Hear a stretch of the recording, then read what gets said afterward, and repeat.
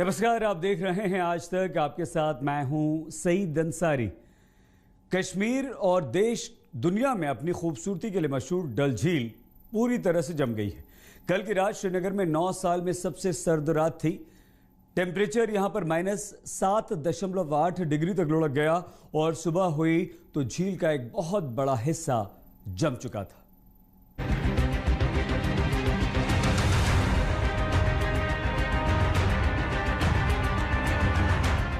कश्मीर घाटी में सर्दी का रिकॉर्ड तोड़ सितम। जम गई श्रीनगर की डल झील।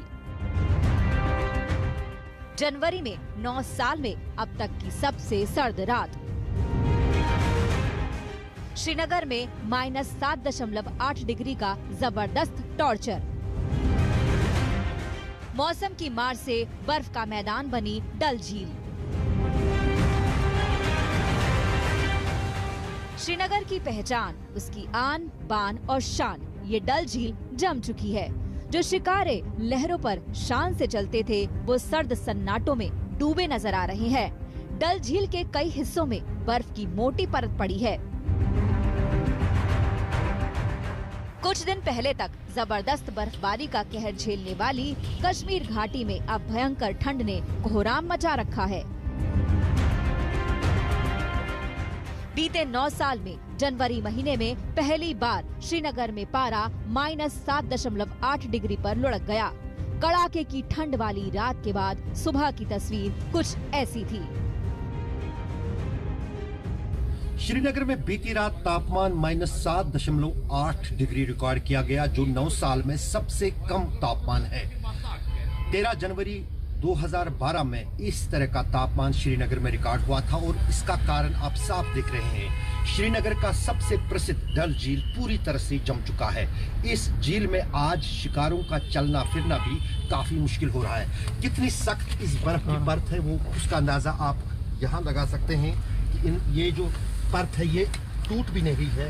कितनी भी ताकत आप इस पर लगाइए तो ये साफ दर्शाता है कि कितनी मुश्किल जो है और मोटी बर्फ की डल झील पे बनी है। यहाँ पर किनारे पे हमने थोड़ा सा एक हिस्सा जो है इस बर्फ का तोड़ा और वहाँ पर अंदाजा लगाया जा सकता है कि कितनी मोटी बर्फ जो है डल झील में इस बर्फ की जमी हुई है। इतना मोटा ये लेयर बना है बर्फ का, और जो आने वाले दिनों में अगर तापमान में इतनी सारी गिरावट आई तो आप इस झील पर क्रिकेट खेलना भी मुश्किल नहीं होगा, जो 80 की दहाई में एक बार हुआ था। ये भारत ही नहीं, दुनिया की सबसे सुंदर झीलों में से एक है। 3 दिशाओं से पहाड़ियों से घिरी डल झील की खूबसूरती का कोई जवाब नहीं, मगर इस वक्त जमा देने वाली ठंड ने इसे अपनी कैद में जकड़ रखा है। इसकी हलचल पर बर्फ की परत का शिकंजा कसा हुआ है। कल शाम हम जब यहाँ डलगेट में आए थे, काफ़ी ज़्यादा ठंड हमें दिखी, -7.8। तो बहुत सारी दिक्कतें हमें हुई। सर्दी बहुत थी, रास्ते लगे हुए हैं और नल जो है वो भी काफ़ी ज़्यादा लगे हुए हैं। मुझे जैसे लग रहा है अभी तक पूरा भी नहीं है, अभी बहुत ज़्यादा ठंड है यहाँ पे। डल भी काफ़ी पूरा जमा हुआ है, आप देख सकते हैं। हम अभी गए थे इस बार हाउस बोट की तरह अपने रूम में, तो हम जा नहीं सकते हैं, काफ़ी वहाँ पे जमा। असल में ये जो ठंड उतरी है ये हमारी बचपन की यादें दिलाती थी। जब हम छोटे होते थे ऐसा ही विंटर होते थे, तो हम भूल गए थे बीच में कश्मीर में विंटर नहीं होता। कश्मीर एक्चुअली ये नेचुरल है, जहाँ पर जो क्लाइमेट होता ना एक्चुअली सर्दी का, हम भूल गए थे सर्दी। मगर ये it's a part of the Kashmir. Snow के बगैर कश्मीर कुछ नहीं है। पिछले हफ्ते श्रीनगर समेत कश्मीर घाटी में जबरदस्त बर्फबारी हुई थी। डल झील के आसपास के इलाकों में अब भी बर्फ की परत देखी जा सकती है। इस मौसम में डल झील पहली बार इस हद तक जम गई है। कश्मीर घाटी के दूसरे इलाकों में भी -डिग्री का टॉर्चर जारी है। दरअसल इस वक्त कश्मीर घाटी उस 40 दिन के सबसे ठंडे दौर से गुजर रही है जिसे चिल्लई कलां के नाम से जाना जाता है। 21 दिसंबर से शुरू हुआ ये दौर 13 जनवरी को अपने चरम पर पहुंच गया। इस वजह से डल झील जम गई। इसका अंत 31 जनवरी को होगा। 40 दिन के चिल्लई कलां के बाद 20 दिन का अगला ठंड का दौर शुरू होगा, जिसे चिल्लई खुर्द कहा जाता है। इस दौरान सर्दी का कहर थोड़ा कम होता है। आखिर में 10 दिन का आखिरी दौर आता है जिसे चिल्लई बच कहा जाता है, जो कम ठंडा होता है। मौसम विभाग की माने तो अगले 1 हफ्ते तक कश्मीर घाटी में जबरदस्त सूखी ठंड पड़ेगी। मौसम विभाग का अनुमान है कि आने वाली 18 जनवरी को कश्मीर घाटी के ऊपर एक और वेस्टर्न डिस्टर्बेंस यानी पश्चिमी विक्षोभ आएगा। इसके असर से कश्मीर घाटी में एक बार फिर जबरदस्त बर्फबारी होगी। अब भी आपको clear sky after passing of WD, जब WD यहाँ से गुजर जाता है और नीचे पूरे इस लैंड पे स्नो मास आपको मिलेगा। उसके बाद जब भी WD पास होने के बाद क्लियर स्काई नाइट मिलेगी तो टेम्परेचर -7 -8 जाएगा ही। यानी कश्मीर घाटी में बर्फबारी के साथ ही तापमान और गिरने की आशंका है। ऊंचे इलाकों में कई फीट तक बर्फ जमने की आशंका भी है। श्रीनगर से शुजा उल हक और अशरफ वानी के साथ आज तक ब्यूरो।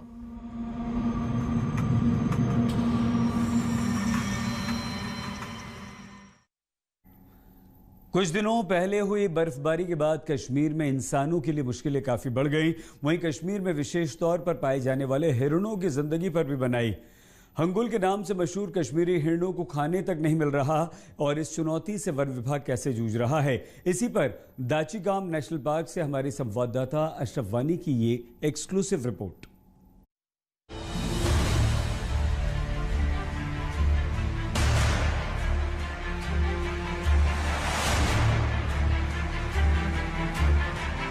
डल झील जमी तो जिंदगी जैसे थम गई।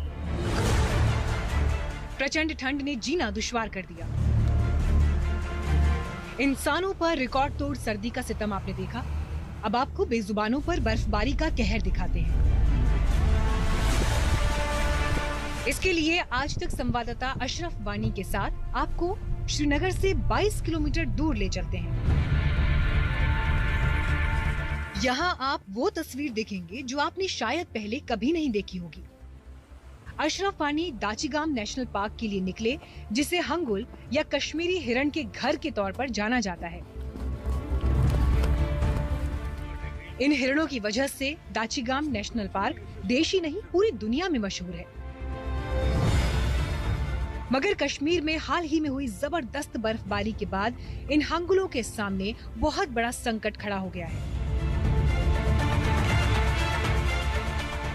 इस वक्त कश्मीर घाटी की ज्यादातर पहाड़ियां बर्फ से ढकी हैं। इन बेजुबानों की जिंदगी कितनी मुश्किल हो गई है, इसकी पड़ताल अशरफ वानी ने की। वन विभाग की इजाजत के बाद उन्होंने बर्फ से ढकी पहाड़ियों का बेहद मुश्किल सफर तय किया। इस वक्त नेशनल पार्क का चप्पा चप्पा बर्फ से ढका है। ऐसे में इन कश्मीरी हिरणों के लिए न घास है, न हरे पौधे जिन्हें खाकर वो अपना पेट भर सके। इस एक्सक्लूसिव रिपोर्ट के जरिए हम आपको दिखाने वाले हैं कि जब इन बेजुबानों के सामने कोई चारा नहीं बचा तो इनके ऊपर कैसे कैसे खतरे मंडराने लगे। जम्मू कश्मीर में पिछले 1 हफ्ते को हुई बर्फबारी से न सिर्फ आम लोगों को दिक्कतें हो रही हैं, बल्कि साथ ही साथ यहाँ पर जो वन जीवी हैं या जंगली जानवर हैं, उन्हें भी कहीं न कहीं इस बर्फबारी ने काफ़ी क्षति पहुँचाई है। हम श्रीनगर की सबसे प्रसिद्ध नेशनल पार्क दाचीगाम में हैं। यहाँ पर भी जो पेड़ पौधे हैं, पहाड़ियाँ हैं, सब बर्फ़ से ढके हुए हैं। कारण यही है कि अब जो इंडिजीनियस हिमालयन बेयर यानी हांगुल इस दाचीगाम पार्क में हैं, उनको खाने के लाले पड़ रहे हैं। खाने की तलाश में कुछ हिरणों के साथ ही भालुओं को श्रीनगर और उसके आसपास के रिहायशी इलाकों में भटकते देखा गया। इससे इनकी जान पर खतरा और बढ़ गया। खास तौर पर इन हंगुलों की बात करें तो ये संरक्षित प्रजाति के हैं, लेकिन इनका मांस इतना महंगा बिकता है कि मोटी कमाई के लिए शिकारी अक्सर इनकी ताक में रहते हैं। इस वजह से इन्हें बचाना बेहद जरूरी हो जाता है। लिहाजा वन विभाग ने इनके लिए खाने का बंदोबस्त किया ताकि ये रिहायशी इलाकों में न जाएं और इनकी जान भी महफूज रहे। है हम वाइल्ड लाइफ या वाइल्ड एनिमल्स की बात करते हैं तो इनमें एक कुदरत ने जो है एक नॉर्मल एक नेचुरल एडाप्टेशन का एक प्रोसेस रखा होता है, तो ये खुद को अडाप्ट करते हैं। लेकिन क्योंकि हांगुल की तादाद आपको पता है हमारे पास कम है, ठीक है, और एक इंडिजिनस स्पीशी है, तो इसलिए हम कोशिश करते हैं जब भी स्नोफॉल हो और इनको फूड की जब भी कमी होती है, स्कैरसिटी होती है, तो हम जो है एक्सटर्नल फीड जो है यूज़ करने की कोशिश करते हैं, जिसमें हमारे पास जो है ग्रीन वेजिटेबल्स होती है या फ्रूट्स होते हैं या इवन साल्ट लिक्स हम रखते हैं। तो हम कोशिश करते हैं कि जो इनकी जो फूड सिक्योरिटी रहती है ना स्नोफॉल के टाइम पे, तो उसको हम जो है सप्लीमेंट करने की कोशिश करते हैं। दाचीगाम नेशनल पार्क में वैसे तो कई पशु पक्षी रहते हैं, इनमें लंगूर और काले भालू शामिल हैं, लेकिन हंगुल सिर्फ और सिर्फ इसी नेशनल पार्क में मिलते हैं। आबादी बढ़ने के साथ ही इनका शिकार किया जाने लगा। धीरे धीरे इन पर विलुप्ति का खतरा पैदा हो गया। 20वीं सदी की शुरुआत में हंगुलों की संख्या करीब 5000 थी। अब दाचीगाम में इनकी तादाद बमुश्किल 240 से 250 के बीच रह गई है। हर साल कश्मीर घाटी में बर्फबारी की वजह से इन पर संकट खड़ा हो जाता है। इस बार वन विभाग इन्हें खाना मुहैया कराकर सुरक्षित रखने में जुटा है। वन विभाग के सामने लुप्त होते हिरणों को बचाने की बड़ी चुनौती है। अब वन विभाग ने इन जानवरों के लिए जहां खाने का इंतजाम रखा है, वहीं पर कोशिश की जा रही है कि जितने भी यहां पर हांगुल या हिमालयन डेयर हैं, उनके लिए खाने पीने की सुविधा के साथ साथ दूसरे जो ज़रूरी चीज़ें हैं वो भी रखी जाएं, ताकि वो इस बर्फबारी से मुतासिर ना हो। रऊफ अहमद के साथ अशरफ आनी, दाचीगाम नेशनल पार्क, आज तक।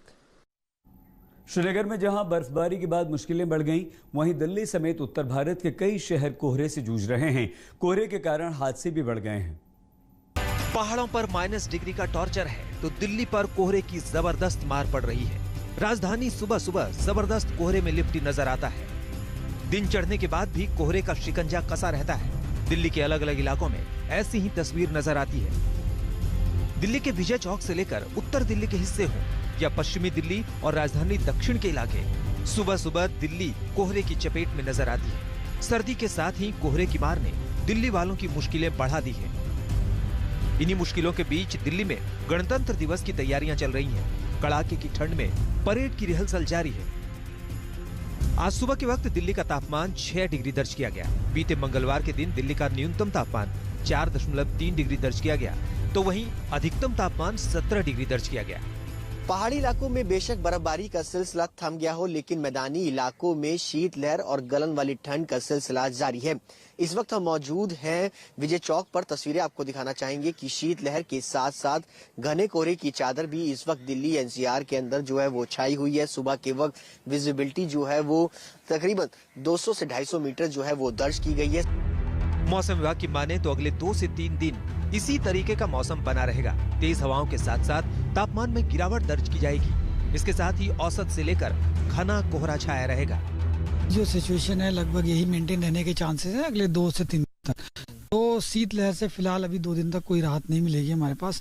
जो तापमान है आज देखेंगे कि 3.2 डिग्री सेंटीग्रेड हमारे पास सफदरजंग में रिकॉर्ड किया गया है। तो कोल्ड वेव की सिचुएशन है। और दिन में सवेरे के टाइम में देखेंगे फॉग भी हमारे पास था, जबकि पालम में जो है 50 मीटर तक विजिबिलिटी गिर गई थी, तो डेंस फॉग भी रियलाइज हुआ था। दिन चढ़ने के बावजूद दिल्ली वालों को कोहरे से राहत नहीं मिलती। अक्सर कोहरे की चादर में सूरज छिपा हुआ नजर आता है। इस बुलेटिन में फिलहाल इतना ही। आप देखते रहिए आज तक। नमस्कार, मैं हूं अंजना ओम कश्यप। हमें उम्मीद है ये वीडियो आपको पसंद आया होगा। लेटेस्ट खबरों के लिए यूं ही देखते रहिए आज तक, और इस वीडियो के पसंद आने पर लाइक, शेयर एंड सब्सक्राइब करना ना भूलें।